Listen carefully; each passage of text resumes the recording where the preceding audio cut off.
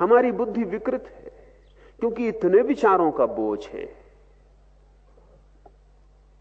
विचार ही विचार हैं, जैसे आकाश में बादल ही बादल छाए हो, आकाश खो जाए, दिखाई भी ना पड़े, सूर्य का कोई दर्शन ना हो, ऐसी हमारी बुद्धि है। विचार ही विचार छाए, उसमें वो जो बुद्धि की प्रतिभा है, जो आलोक है, वो खो गया, छिप गया। एक बादल हट जाए तो आकाश का टुकड़ा दिखाई पड़ना शुरू हो जाता, छिद्र हो जाए बादलों में तो प्रकाश की रोशनी आनी शुरू हो जाती, सूरज के दर्शन होने लगते। ठीक ऐसे ही बुद्धि जब तक विचार से बहुत ज्यादा आवृत है, और एक परत नहीं है विचार की, हजारों परतें हैं। जिससे कोई प्याज को छीलता चला जाए तो परत के भीतर परत, परत के भीतर परत। ठीक ऐसे विचार प्याज की तरह, एक विचार की परत को हटाएं दूसरी परत सामने आ जाती, दूसरे को हटाएं तीसरी आ जाती, एक विचार को हटाएं दूसरा विचार मौजूद, दूसरे को हटाएं तीसरा मौजूद। ये परत दर परत विचार है। ये हमने जन्मों में इकट्ठे किए, जन्मों जन्मों में। ये धूल है जो हमारी लंबी यात्रा में हमारे मन पे इकट्ठी हो गई। जिससे कोई यात्री रास्ते पे चले तो धूल इकट्ठी होती चली जाए, और उसने कभी स्नान न किया और यात्रा करता ही रहा, तो बहुत धूल इकट्ठी हो जाए, यात्री का पता ही न चले कि वो कहां खो गया। ध्यान स्नान है बुद्धि का, और जो ध्यान नहीं संभाल पा रहा है उसकी बुद्धि कचरे से लद जाएगी, स्वाभाविक। प्रतिपल संस्कार पड़ रहे हैं, हर घड़ी। पूरे दिन में वैज्ञानिक कहते हैं कोई 10 लाख संस्कार बुद्धि पे पड़ते हैं। आप सोच भी नहीं सकते 10 लाख कहां से पड़ते होंगे। हर चीज का संस्कार पड़ रहा है। अभी मैं बोल रहा हूं, ये संस्कार पड़ रहा है। पक्षी आवाज कर रहा है, वो संस्कार पड़ रहा है। एक कार का हॉर्न बजा, वो संस्कार पड़ा। वृक्ष में हवा दौड़ी, वो संस्कार पड़ा। पैर में एक चींटी ने काटा, वो संस्कार पड़ा। सिर में थोड़ी पीड़ा हुई, वो संस्कार पड़ रहे हैं 10 लाख संस्कार दिन भर में, 24 घंटे में, और ये सब इकट्ठे होते जा रहे हैं। ये संस्कार धूल है, और ये हम जन्मों से इकट्ठे कर रहे हैं। इसलिए बहुत परतें इकट्ठी हो गई। जब आप सोए हैं तब भी संस्कार पड़ रहे हैं। नींद लगी है आपकी, लेकिन इससे कोई फर्क नहीं पड़ता, क्योंकि बुद्धि पूरे वक्त काम कर रही। बाहर कोई आवाज होगी, नींद में भी संस्कार पड़ रहा है। गर्मी पड़ेगी, संस्कार पड़ रहा है। मच्छर आवाज कर रहे हैं, संस्कार पड़ रहा है। करवट बदली, संस्कार पड़ रहा है। गर्मी है, सर्दी है, पूरे पूरे समय बुद्धि इकट्ठा कर रही है। हर चोट। बुद्धि की क्षमता बहुत ज्यादा है। वैज्ञानिक कहते हैं कि अनंत संस्कार बुद्धि इकट्ठी कर सकती। आपके इस छोटे से सिर के भीतर कोई 7 करोड़ सेल है, और एक एक सेल अरबों संस्कार इकट्ठा कर सकता है। इसलिए कोई अंत नहीं। सारे दुनिया का जितना ज्ञान है वो एक आदमी की बुद्धि में समाया जा सकता है। ये जो इकट्ठी होती परतें हैं, इनके कारण आप आच्छादित हैं। इस आच्छादन को तोड़ना पड़ेगा। इस तोड़ने का प्रारंभ बुद्धिमान साधक को चाहिए। पहले वाक आदि समस्त इंद्रियों को मन में निरुद्ध करे। इसलिए मौन का इतना मूल्य है। मौन का अर्थ है कि आप बाहर और भीतर बोलना बंद कर रहे हैं, क्योंकि बोलना बुद्धि की बड़ी गहरी प्रक्रिया है। बोलने के द्वारा बुद्धि बहुत कुछ इकट्ठा करती रहती है, और जो भी आप बोलते हैं वो आप सिर्फ बोलते नहीं हैं, बोला हुआ आप सुनते भी हैं। उसके संस्कार और सघन हो जाते। जब आप एक ही बात बार बार बोलते रहते हैं तो आपको पता नहीं कि आप बार बार सुन भी रहे हैं। संस्कार गहरे होते जा रहे हैं। और आप कचरा बोलते रहते हैं। सुबह अखबार पढ़ लिया, फिर दिन भर उसी को लोगों को बोले चले जा रहे हैं।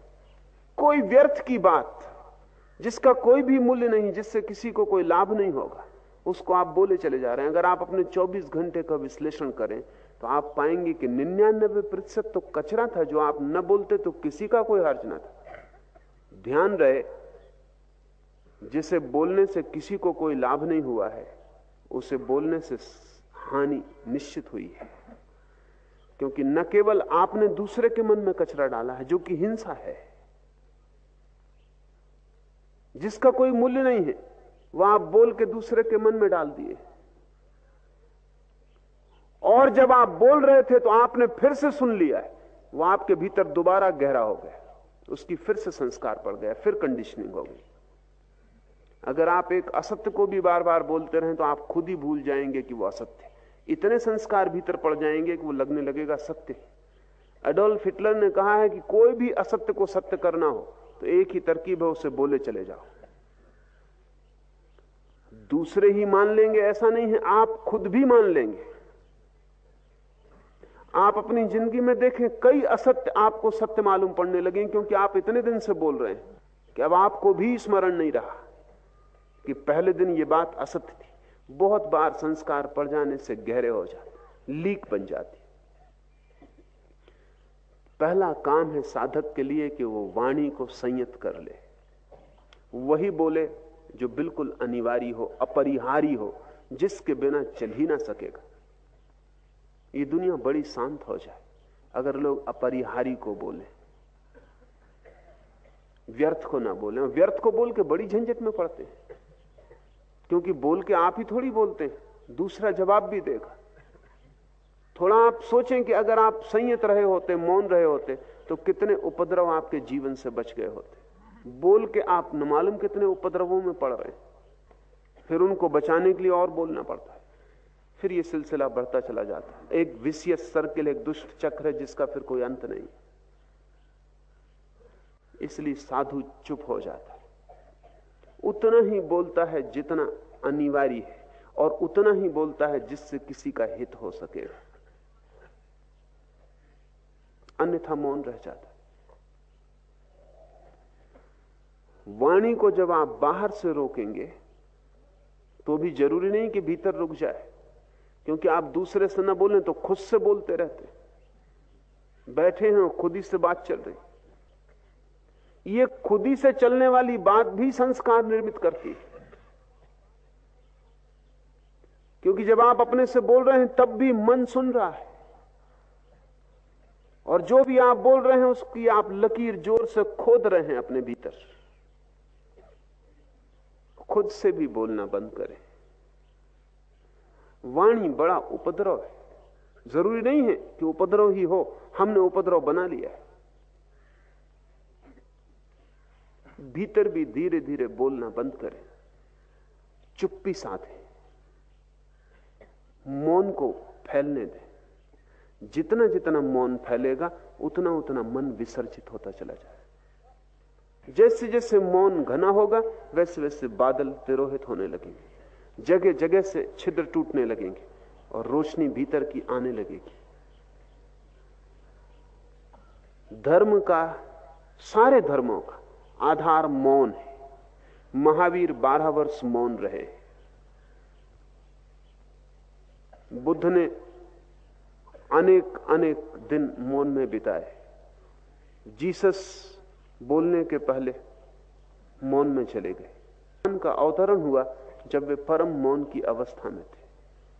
इस जगत में जो भी सत्य का अवतरण हुआ है वो तब हुआ है जब भीतर चुप्पी, सब शांत। उस शांत क्षण में ही हमारा तालमेल, हमारी ट्यूनिंग ब्रह्म से जुड़ जाती। वो मौन का कांटा ही हमें आभास से भीतर ले जाता है और सत्य से जोड़ देता है। इसलिए हमने साधु को मुनि कहा है। मुनि का अर्थ है जो मौन हो गया है,